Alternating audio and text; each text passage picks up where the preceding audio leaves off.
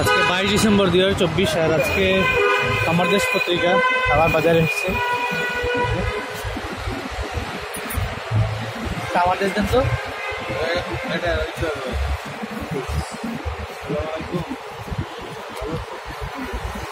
আজকের প্রধান শিরোনাম, নবযাত্রার প্রধান শিরোনাম হচ্ছে আমার দেশের দিল্লিকে ঢাকা অ্যাটাক করতে বলেছিলেন শেখ হাসিনা।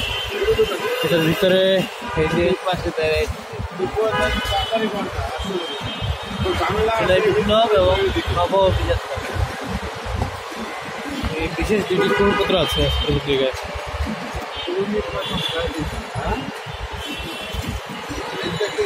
দেখা যাক পত্রিকার ভেতরে কি আছে।